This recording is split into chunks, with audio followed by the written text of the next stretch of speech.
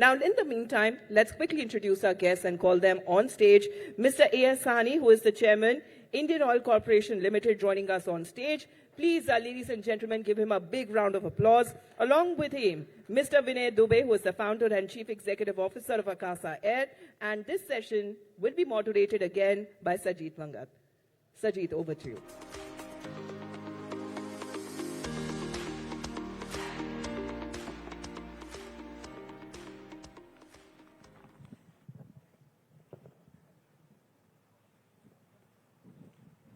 Thank you, Mr. Sahney, Mr. Dube, for joining us on GBS. Mr. Sahney, to begin with, we are in a very volatile geopolitical climate, and you are managing India's energy sourcing. How do you bring in, how is anti-fragility helping you in, ensuring that we are energy secure? Yeah, good morning and thank you for having us here. Anti-fragility, a very interesting term nowadays. What I understand of it is, given a disturbance, given a churning, and how the system reacts to it, and whether after the churning or during the churning, whether the system comes out much more robust, much more flexible, much more reliable, then it is anti-fragile. The kind of geopolitical turbulences that energy sector is going through in the last year or so, starting from Ukraine, or maybe 2 to 3 years, I'll say, starting from Ukraine, then Iran, then Israel, then everything else, India, Pakistan, like Operation Sindoor, all these things have gone through. And this sector has witnessed these disturbances, and my job or our job as people who are responsible for maintaining the energy lines of a country as wide, as big as India, is that how I build optionality into the systems. It is not about a synonym between efficiency and anti-fragility. Anti-fragility doesn't mean that I build in a lot of inefficiency into the system and I build in a lot of inventories in the system and I feel that, okay, I have taken care of the fragility of the system. No, it is not there. I have to bring in optionality into the system. I have to bring in flexibility in the system. How I change or how I increase the span of sources of energy that I am doing, which I was doing 5 years back, or what I am doing today. So 5 years back, I was sourcing energy in the terms of crude oil when we are in that sector from 27 geographies. Today, I am bringing it from 41 geographies. So that brings in that anti-fragility in the system. LPG is a very big, like clean fuel, clean cooking fuel. That is a big import item that we are doing. We are importing around 50 to 60% of the total LPG that is needed there. So how I diversify the sources of LPG that is coming to India, simply the LNG, that is gas, how I bring out different sources so that it gives me a flexibility in terms of hedging my sources of energy. So that is how I see anti-fragility in this system. And plus, how I secure my supply chains, how I secure my transportation, how I secure the transportation movement of petroleum products and crude from the sources to Indian shores. That all is what I understand from anti-fragility, and we have been working assiduously on these lines for building and ensuring that the energy is affordable and available at all times to all people. Vinay, in the airline business, how are you bringing it to ensure that there is no disruptions? You are able to manage any distress which is coming in because of a competitor, having issues, or the kind of crisis that's come in for air travelers. Yeah, so very much along the lines that Mr. Sahney. I apologize, but very much along the lines that Mr. Sahney talked about. I think building redundancies is very core to airlines. I mean, as you know, there are usually 3+ levels of redundancies built into aircraft, and that's for safety purposes. And so building redundancies is core and germane to everything that we do, whether it's redundancy of capital, so to be well capitalized, whether it's redundancy of people. As an example, our ability to respond to new pilot FTTL rules allowed us to create and deliver a network free of cancellations in this winter. So I think building in redundancies across multiple levels is what we do, and it hinges on extremely strong planning and a planning discipline, sensitivity analysis in our planning. But I think to be able to deliver this through ups and downs requires culture building. And I think that's one of the durable, sustainable advantages that Akasa has and that companies have. So a culture of safety, a culture of service. These are often talked about, that are supported by training, hiring, SOPs. But I think a little-known culture, and particularly in aviation, allowing us to react to the ups and downs that the world throws at us, is this employee-centric culture. Because without an employee-centric culture, you'll get a robotic response. With an employee-centric culture, you'll get a spirited response. And if you want to be able to provide not just a robotic response to the various circumstances, but really a spirited response, a response that reeks of ownership, then you have to build that through employee-centric culture, and that's something we take great pride in. Ms. Sahney, we are looking at an age where alternate fuels are in demand, biofuels, hydrogen. Maybe the future would be that in that sense. At Indian Oil, how are you looking at alternate fuels? How are you building into your entire product mix as we move forward from here? I'll take it at a much broader context. The broader context is that today India is buying around $135 billion worth of crude oil every year. So that is a drain that Indian economy is experiencing every year, $135 billion. It sounds very big. So this wave of transition that is coming up in terms of compressed biogas, in terms of ethanol, in terms of biofuels, in terms of green hydrogen, these are all godsend opportunities for an Indian economy. Because if I can transition from this crude which is getting imported today to homegrown energies, these homegrown energies in terms of, as I mentioned, biofuels, starting from our own homegrown bio, if it is renewable power, because solar is there in India, immense capabilities are there and immense possibilities are there. If I can convert those possibilities into maybe green hydrogen or alternate fuels, that is going to be a game changer for the Indian economy. So when we talk of now coming to Indian Oil is fully committed to this transition that is happening.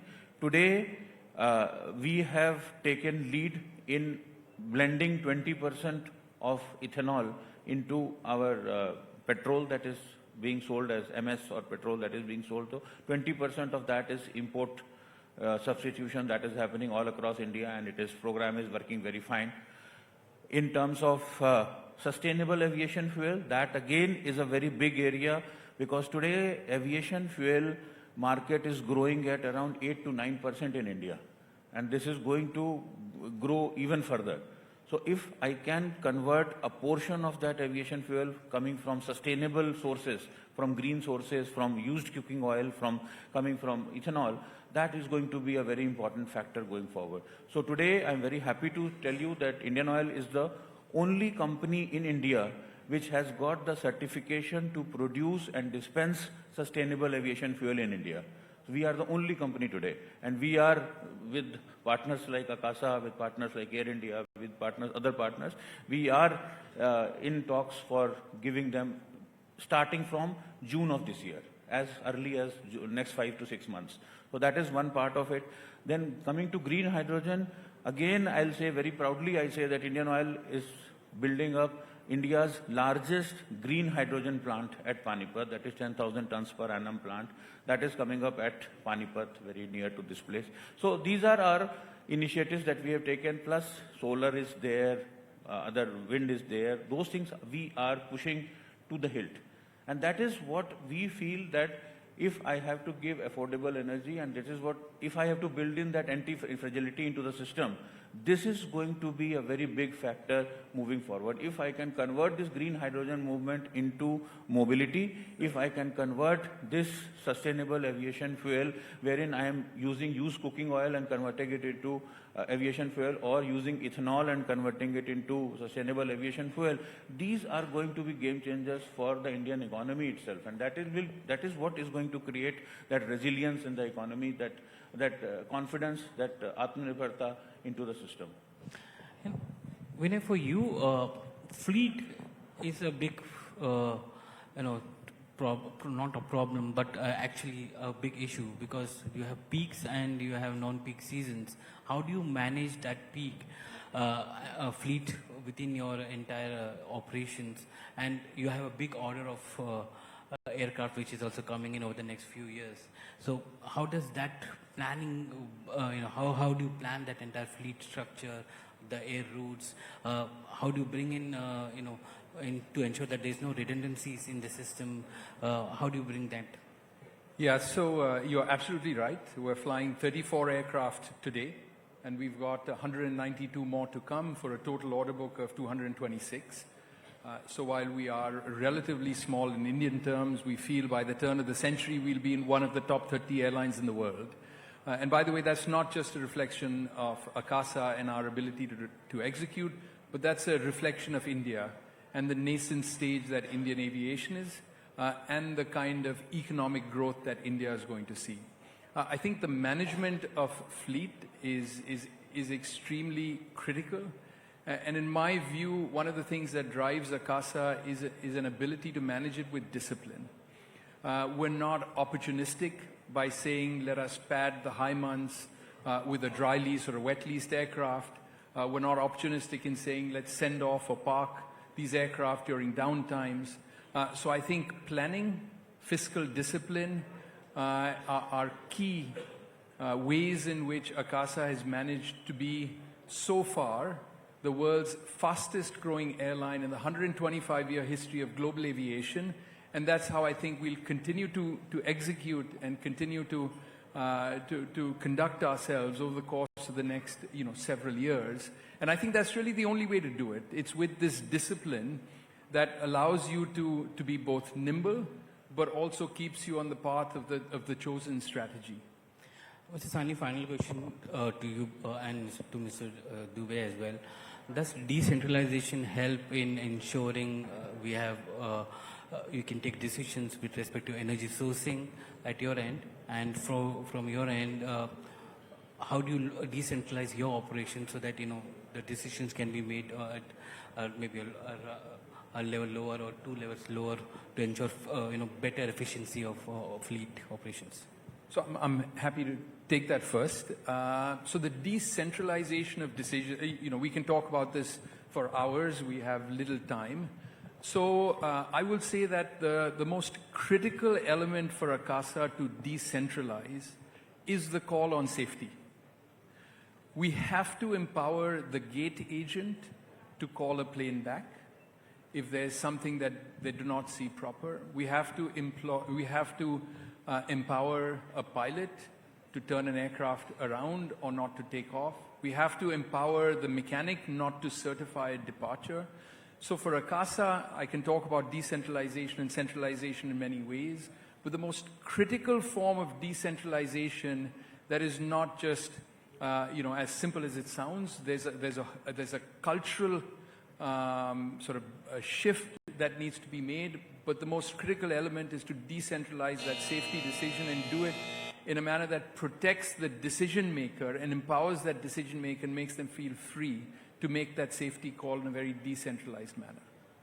Yeah, in my case, somewhat similar, but as you said, the energy sourcing has to be a centralized function, but at the same time, disbursement of that energy, disbursement of that small packets of energy to the general public, that has to be decentralized. Because when we are talking of 30 million people visiting our retail outlets every day, when we are saying 3 million households being served every day by our people going and delivering that LPG cylinders to 3 million households.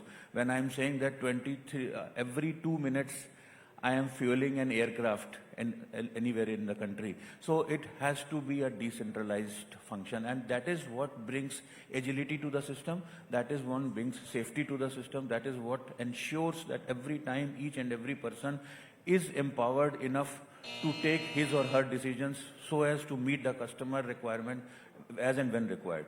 So this is working at two levels. The energy sourcing part has to be at centralized level. The supply chains have to be managed at the central levels. But at the same time, the service part, where it is customer facing, because we are arguably the most customer facing corporate company in the country. Basically, we have the maximum number of people that we face every day. So they have to be centralized. The decision making has to be given to them. The agility has to be given to them, and that is what is making us kick. True, you both are customer-facing companies. Thank you very much for joining us today. Thank you.